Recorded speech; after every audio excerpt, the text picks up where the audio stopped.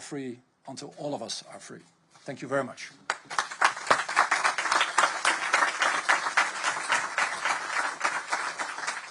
Thank you very much to the Deputy Prime Minister Öztra. And now it is my honor to invite His Excellency Santiago Cafiero, Minister of Foreign Affairs, International Trade and Worship of Argentina. Gracias. Dear colleagues, good afternoon, everyone. The United Nations LGBTI core group is a multilateral forum of importance for the development of policies and projects with a gender perspective.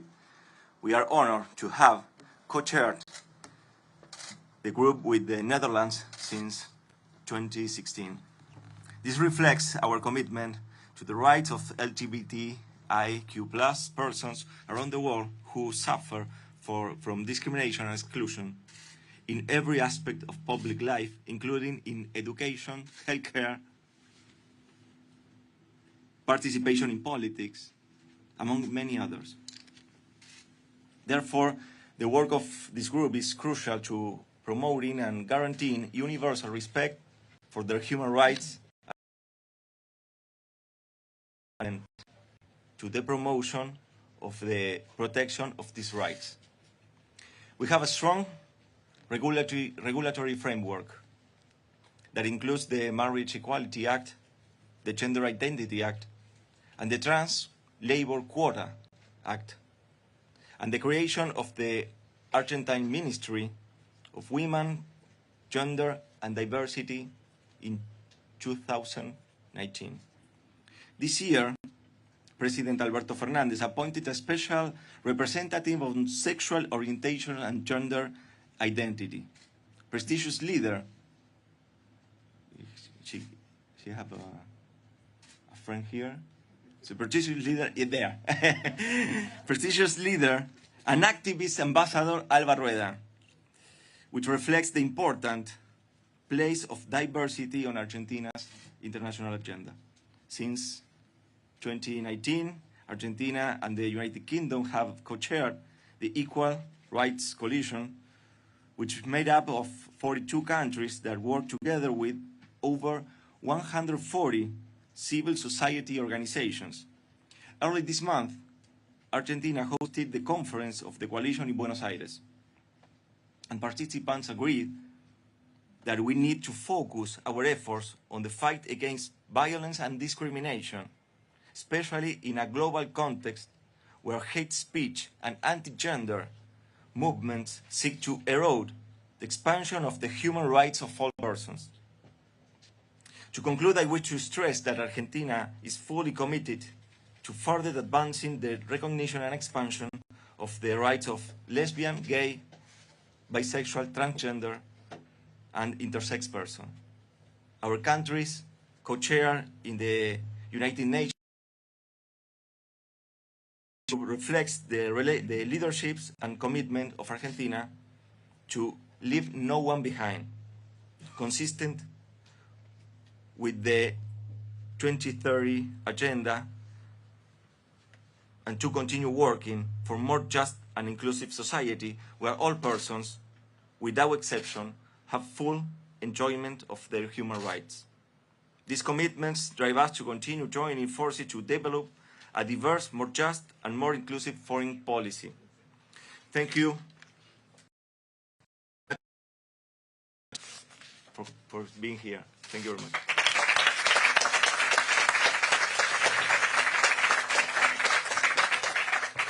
I'm very thankful for those opening remarks. The reason that we're here today is that precisely participation is at the core of what we know as the human rights-based approach. Non-discrimination, empowerment, and accountability surround this pillar in which people are heard. And the reason why they are heard is because fundamental decisions of public policy matter to them and to their everyday. We have the honor of two keynote speeches today. I will now have the honor of inviting to the podium Her Excellency Katrín Jakobsdóttir, the Prime Minister of Iceland. Prime Minister, you have the floor.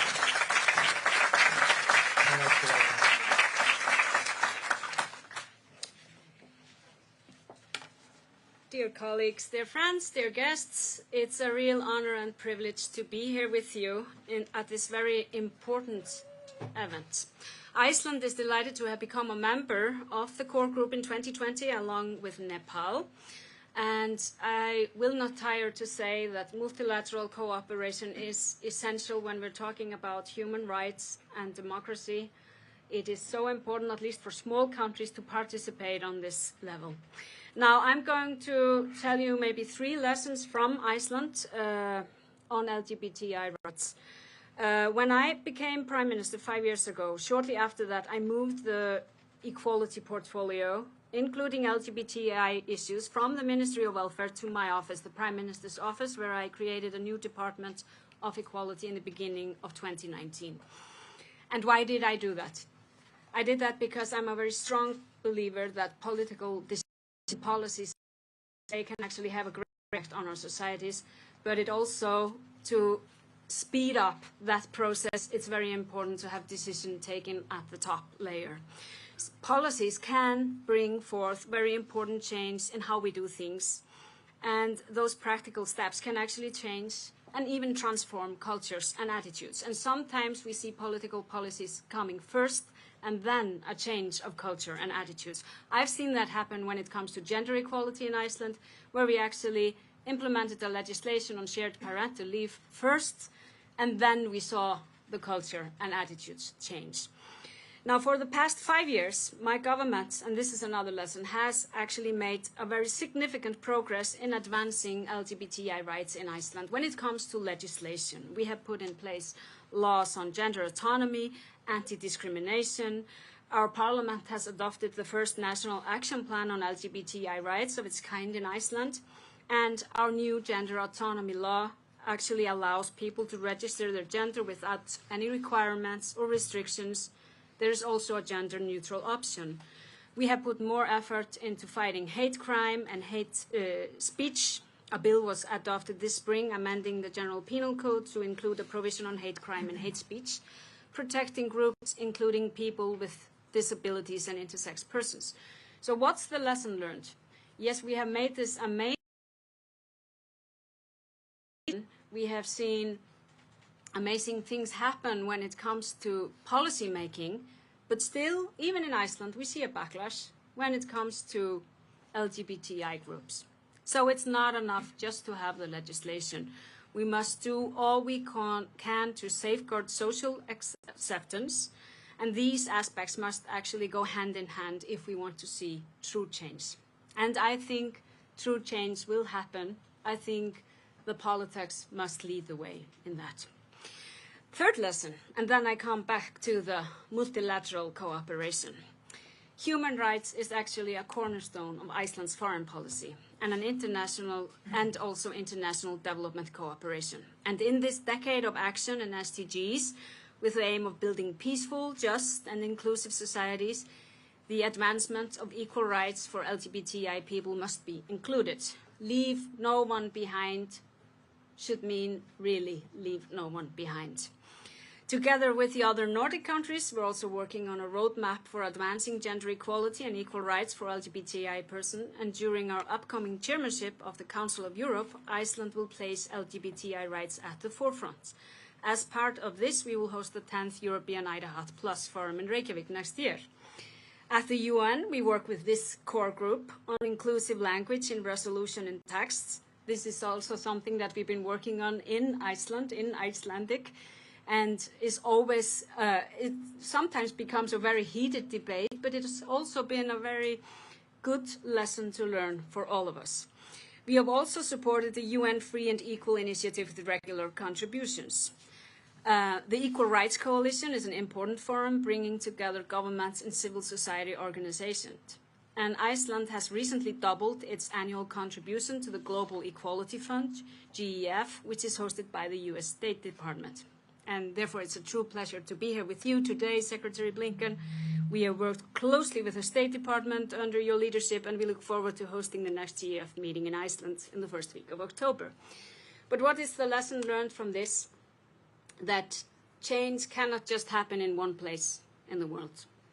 we need to see it spread around. And therefore, multilateral cooperation is of such importance, not just for small countries, but for all countries, but not least for smaller countries like Iceland, who really rely on that we respect the rules we have actually made together and agreed upon. It is essential for all of us, and when we're talking about human rights, these rules are really an issue of life and death, and really allowing people to be who they want to be. Dear guests, to conclude, our ongoing dialogue about the rights and well-being of LGBTI people is hugely important. And we must continue to educate, listen, and always speak up.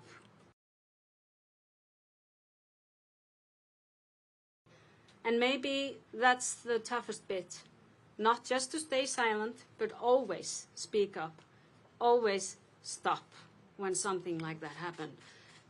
In your home, at your workplace, but also here, also at the UN, wherever we go. Because the same rules really apply in the big global arena and at home.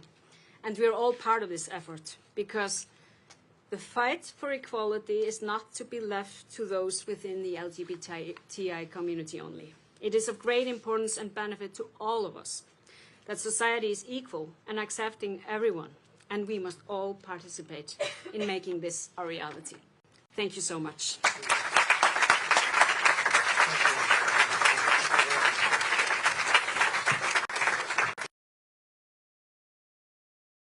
My honor to offer the podium to His Excellency Secretary Antony Blinken, Secretary of State of the United States of America.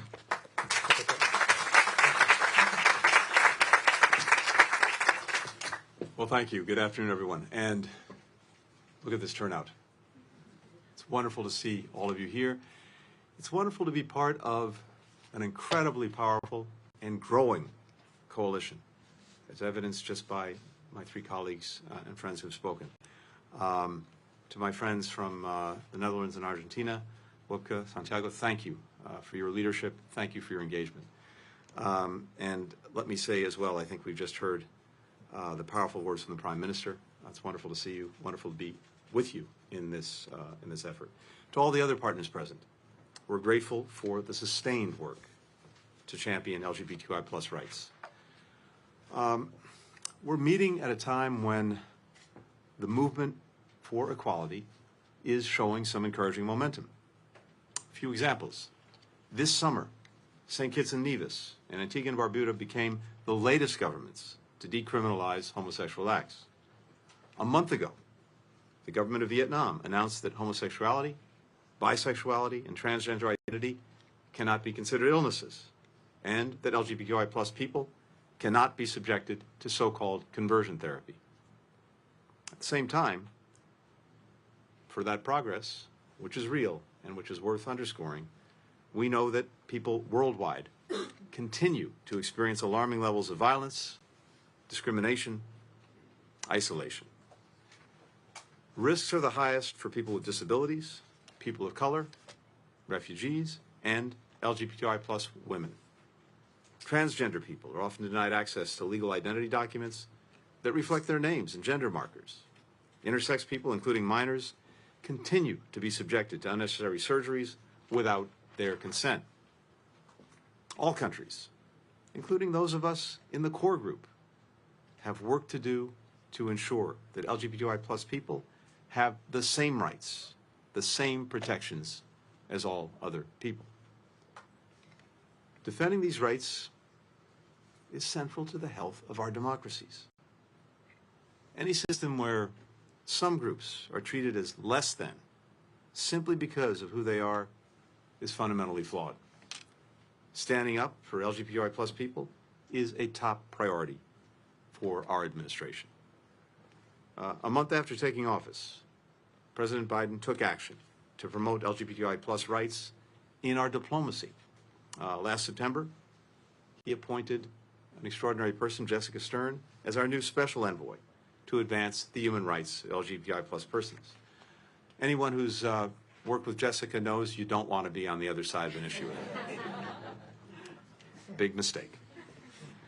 This summer, the President issued an executive order to advance equality for LGBTI plus people, including by combating so-called conversion therapy, supporting LGBTI plus children and families, protecting health care and programs to prevent youth suicide.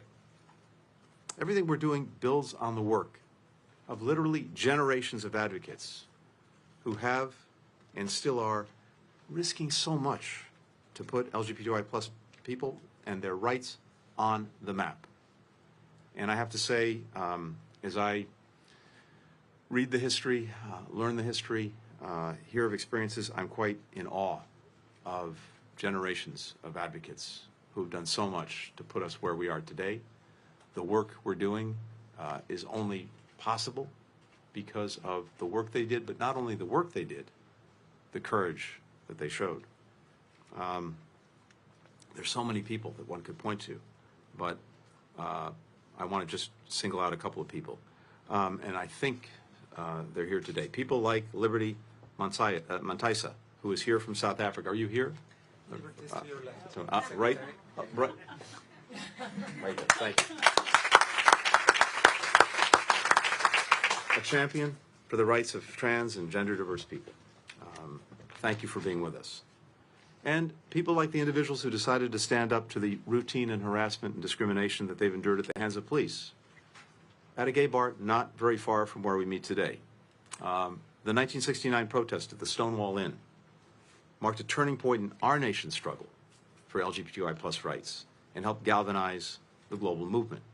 This is something that is seared into the memories, seared into the consciousness of so many of us.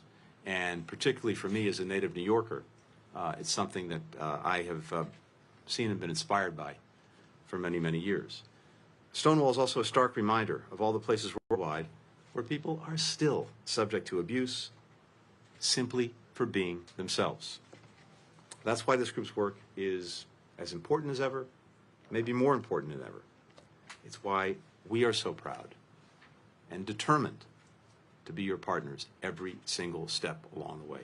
Thanks to all of you for everything that you're doing, that we're doing together. Thank you.